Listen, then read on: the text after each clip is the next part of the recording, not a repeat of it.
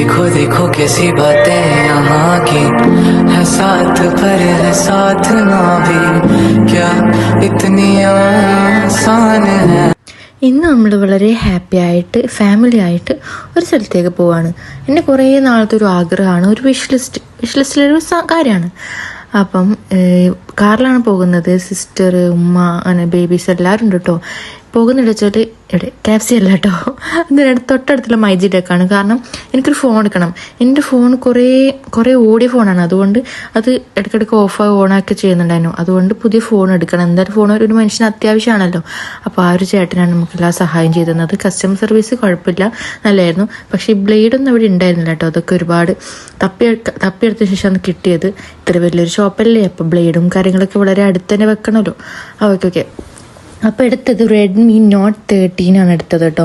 എനിക്ക് ഭയങ്കര ഇഷ്ടപ്പെട്ടു. കാരണം എന്താ വെച്ചാൽ നല്ല സ്മൂത്താണ് ഫോണിൻ്റെ അപ്ഡേറ്റ്സ് ഒക്കെ ഞാൻ അറിയിക്കാം കേട്ടോ. ഇപ്പോൾ 1-2 വീക്സായി യൂസ് ചെയ്തിട്ട്, 3 വീക്സായി എടുത്തിട്ട്. അപ്പം ഇത് വീഡിയോയുടെ ഒരുപാട് ലേറ്റ് ആയിപ്പോയി, കാരണം കോളേജും കാര്യങ്ങളൊക്കെ ആയതുകൊണ്ട്.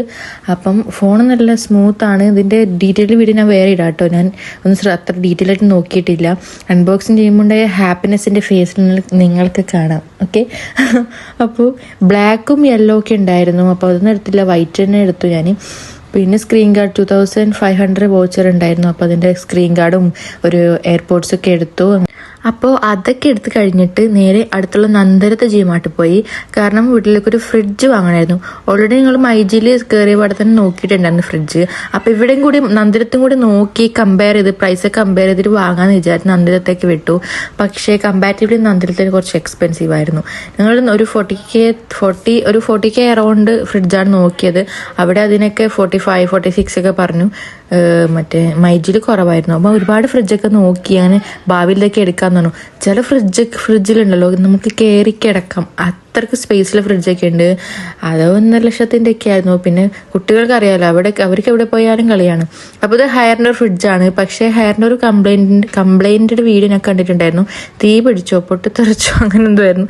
അപ്പോൾ ആ ഭാഗത്തേക്ക് പോയില്ല. പിന്നീട് ഒരുപാട് ഫ്രണ്ടിലോട് വാഷിംഗ് മെഷീൻ, AC അങ്ങനെ ഒരുപാട് കാര്യങ്ങളുണ്ടായിരുന്നു. അതൊക്കെ ഇങ്ങനെ നോക്കിയിരിക്കാന്നല്ലാണ് പൈസയില്ല. അപ്പോൾ നോക്കിയിരുന്നു. നേരെ ഞങ്ങൾ മൈജിലേക്ക് തന്നെ വിട്ടു. 1.5 മണിക്കൂർ ഞങ്ങൾ സ്പെൻഡ് ചെയ്തു കേട്ടോ ഒരു ഫ്രിഡ്ജ് എടുക്കാൻ വേണ്ടിയിട്ട്. ഒരാൾക്ക് ഇഷ്ടപ്പെടുമ്പോൾ ഒരാൾക്ക് ഇഷ്ടപ്പെടില്ല, അതറിയാലോ. ഓരോരോ കാര്യം പറയും. ഈ ഫ്രിഡ്ജ് $2 ഫ്രിഡ്ജ് വേണമെന്ന് പറയുമ്പോൾ പറയും $3 ഫ്രിഡ്ജ് വേണമെന്ന്.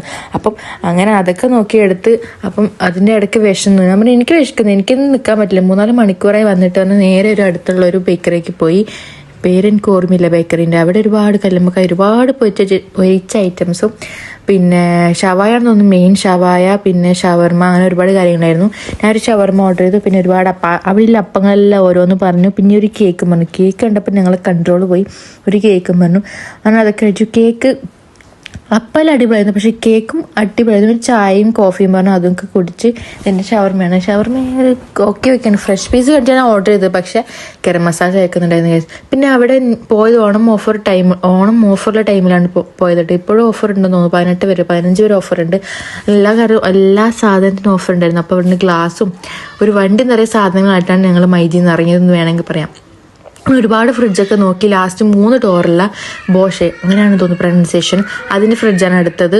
കാരണം ഇവിടെ കുട്ടികളുണ്ട്, അവർ തുറന്നിട്ട് പോകും. പക്ഷെ അതെന്ന് വെച്ചാൽ കുറച്ച് തുറന്നിട്ടാലും മാഗ്നറ്റിക് പവർ ഉണ്ടായത് ഓട്ടോമാറ്റിക്കലായിട്ട് ക്ലോസ്ഡ് ആവും. അപ്പം 3 ഡോറിലെ ഫ്രിഡ്ജാണ് എടുത്തത്. പിന്നെ അവിടുത്തെ ഈവനിങ് വ്യൂ ആണ്, നല്ല രസമുണ്ടായിരുന്നു. കുട്ടികൾ പിന്നെ പറയണ്ട, അവർ ഒരുപാട് കളിച്ചതാ. ഈ ഒരു ഫ്രിഡ്ജാണ് എടുത്തത്, 3 ഡോറുള്ളത്.